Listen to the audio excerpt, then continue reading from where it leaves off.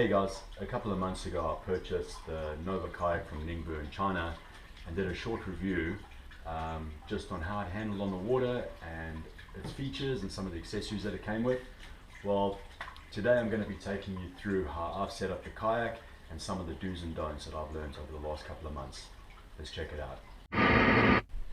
So starting at the front of the kayak, I've installed my catch bag right above my front hatch. I like it this way because it's easier for me to lean forward and put the fish into the bag when it's in front of me, and also use the area at the back for my bin where I store my tackle, but I'll show you that just now. Installing the catch bag is pretty easy. I just installed two of these saddles on either side of the kayak and use the carabiner hooks with the loop of the catch bag to keep it in place.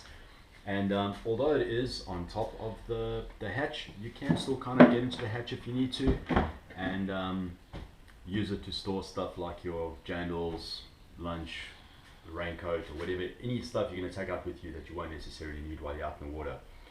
The only time this won't work is if you actually want to make use of the front hatch as a live well. If you're going out fishing with a couple of liveys, then you're probably going to have to make another plan. I don't do that as often, so this worked well for me.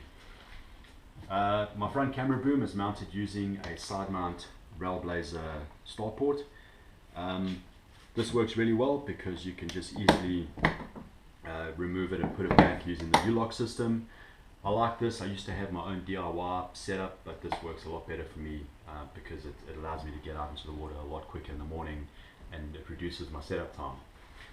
I have a front left mounted rocket rod holder, also from Railblazer, attached to a starport that is mounted to the side rail. This I use mostly just for if I got a rod out in the front, or if I'm trolling, then I will just swap the rod around like this, and then allows me just to see the rod a bit better while I'm trolling, so that works quite well. Another thing is on my seat.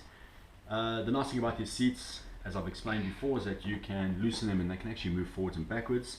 I like to keep my seat about 2 fingers from the front hatch, and the reason why I do this is because it gives me some space in the back to store some additional stuff, specifically like my anchor. So there's a little bit of space in the back here where I can store my anchor. It's out of the way, and if I'm using a drift chute, I can also put a drift chute in the back, or even a coffee flask fits in the back there, which is quite handy. I have 2 Railblazer rod holders mounted at the back. This is really handy for me when I have 3 rods out on the water.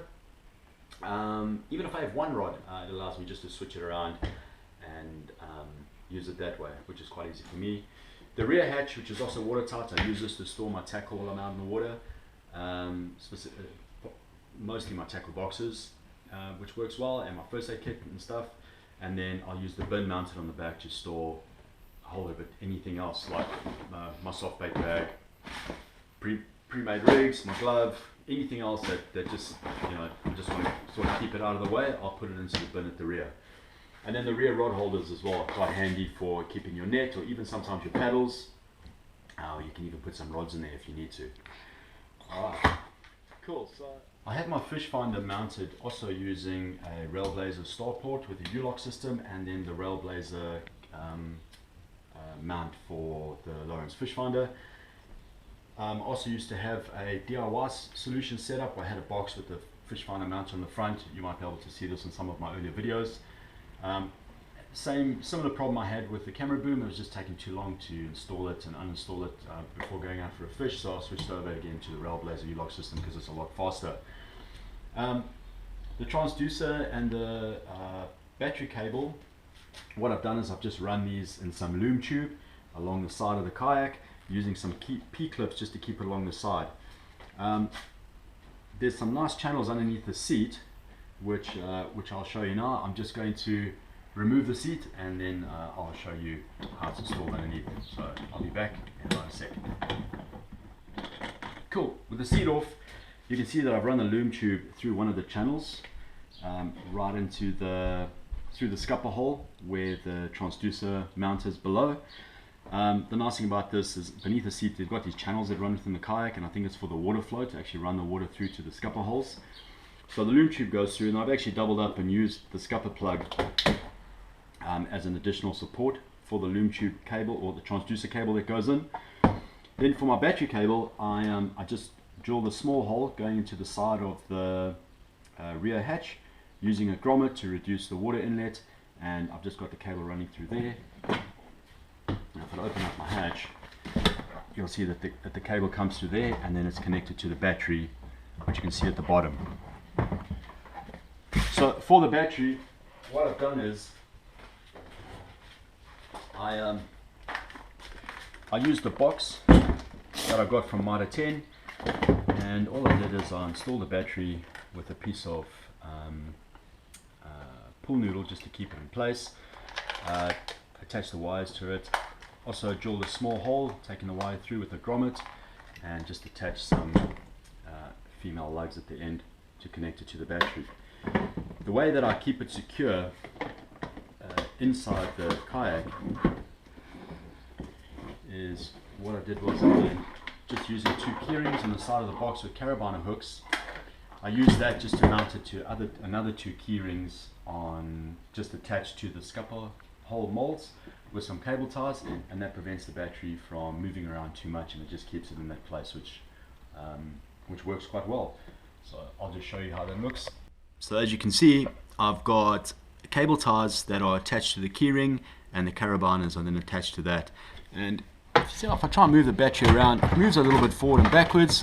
It can't really move sideways, and yep, that works quite well. It's out of the way, and it's easy to put it in and take it out.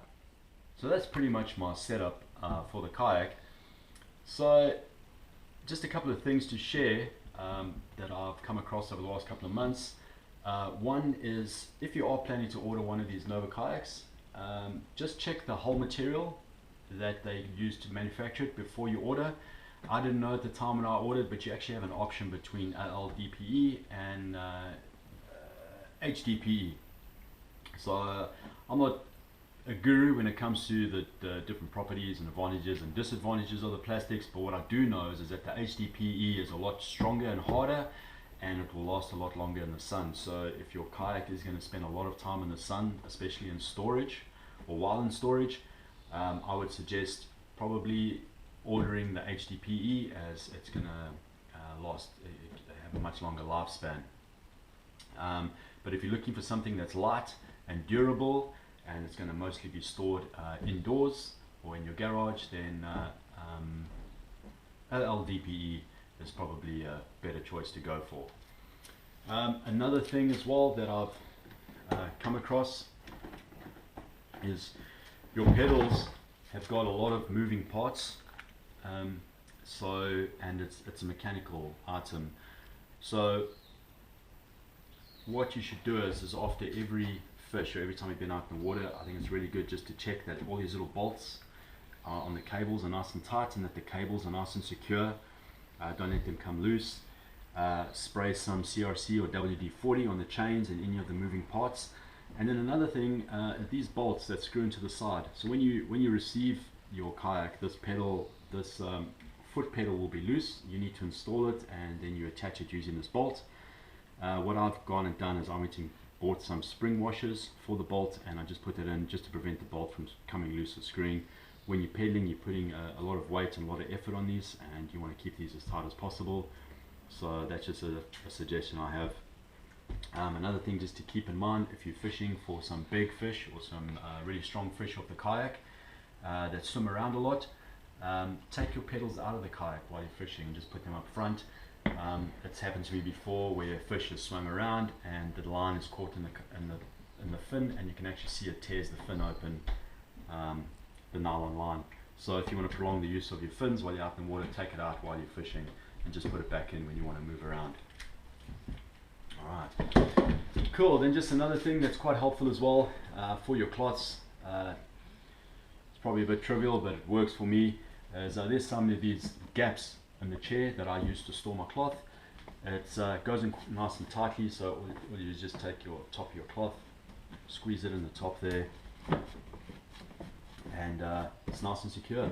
The wind doesn't blow it around, it doesn't come out, and it's right next to you when you need it, which is really great and really handy. It's always in one spot, and if one side gets wet, you can just take it out and swap it out. Cool guys, so that's it from me. Thanks so much for watching. If you have any questions or suggestions, please feel free to leave me a comment below. And thanks for watching. I'll see you soon. Cheers.